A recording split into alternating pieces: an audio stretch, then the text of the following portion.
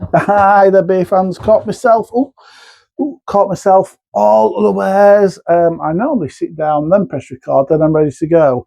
Tonight, I press record and then come round here. I was thinking just then for a second, I'm going to delete this and start again. But well, I'm going to keep it rolling for one thing. You know how cluttered a mind I sometimes have.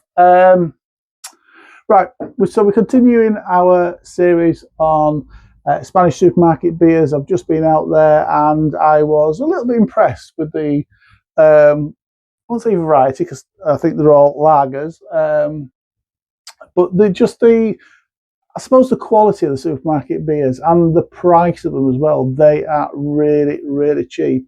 So I thought it was worthwhile just doing a quick series about Spanish supermarket beers. So if you're out in Spain, if you're out in one of these coastal towns and you don't know what to have, then hopefully you can watch a video and find out what these beers are like and whether or not they are up your street or not. Now, tonight, I am going to do this, which is a Mazenbier.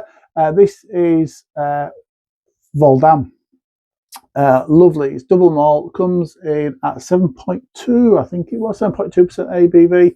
Yeah, drank a shitload of these beers, I have to say. I was going to do a comparison review with the San Miguel version there, but they are quite different beers, so I'll leave that for another day. And for today, we shall concentrate on this little fella.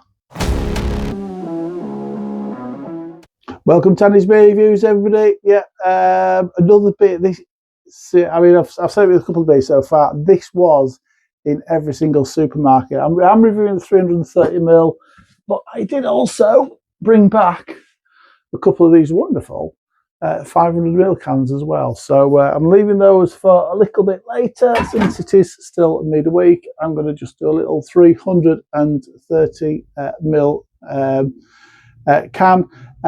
This came in at, I think this was 69p. So this is equivalent to 69p. I think the 500 mils were like £1.20, something like that. Brief history of the style of Mazen beers. German origin, traditionally brewed in March, hence the name March Zen. And they'll brew back in March and September. And to make it last through those months where it wasn't being brewed, they added extra malt and hops to keep it fresher. And since they brewed a fresh lot in September, and it was better months for drinking these sorts of beers, it became a really popular style for Oktoberfest. So at Oktoberfest, you'll get a load of these beers. These are really good. Without further ado, we'll crack it open and we'll see what it's like, shall we? Like I said, I've had a lot of these. It's not a virgin tasting.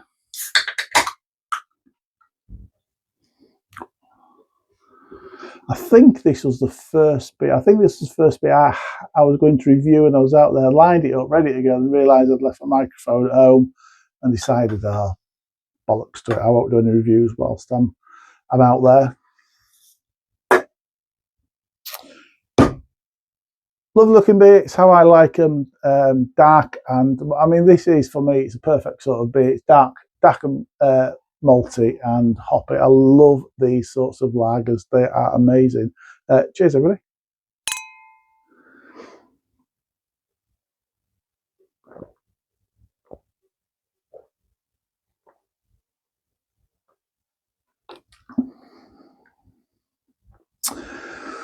Oh, now when I was drinking these in the apartment, we only had plastic glasses. I didn't go to the extent of buying any. In fact, I don't think I found any proper glasses.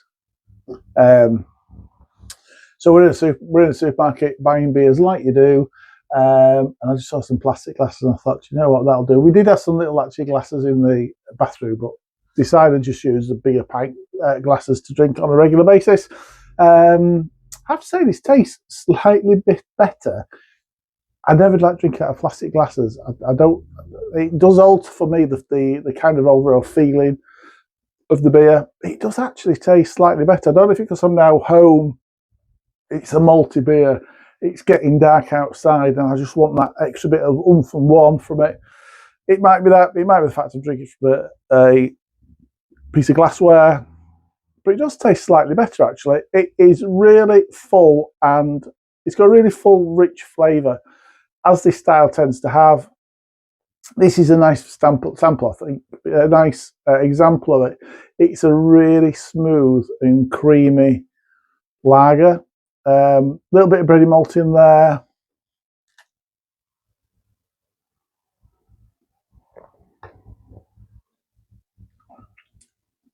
It's got a touch of roastiness as well, which I think just adds that full of flavour and that richness to it and that warmth to it. It's really nice. A little bit of caramel coming through, a little bit of fruit flavour in there as well.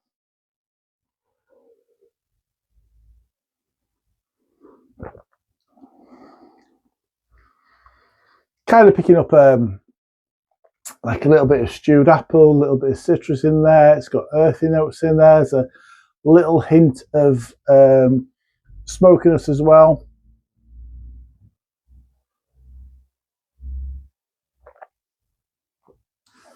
Combination of this is really nice. I just really attracted this. Really attracted when I first saw it to the can design. It just looks like a. It looks like a really good beer that's going to be inside it. It's just, for me, it's just the hallmarks of a relatively simple design. I think I actually wrote a blog post about this just because I just enjoyed it so much. I started drinking. I was sat by the pool one day and I wrote a little blog post about this because I did really like it. It's a really nice drinking beer. Really smooth, really easy drinking. 7.2% ABV is a lovely ABV for any sort of beer, and for a lager like this, absolutely fantastic. There is quite a significant lingering bitterness on the back end. It is ultimately a rich beer. That's what it is. You know, if you like your rich beers, then this probably is a really good one to go for whilst you're in Spain. Like I say, it's dirt cheap. 69.70p for that. £1.20 for the 500ml version. You can buy a pack of these and be really, really happy with them. I think this is a very bold Mazen with a really nice character to it. And I'm glad, really glad, I brought a lot of these home with me. Score-wise, I think when I was away, I scored this 8 out of 10. I'm going to up it. This is 8.5 out of 10 for me. It's 8.5 out of 10 from Andy's Beers. Thanks for watching me. Drop me a comment. Drop the video a like if you've liked it. Little thumbs up always goes down well. I'll see you at the next review. Until then, look after yourselves. Look after your beers. Cheers.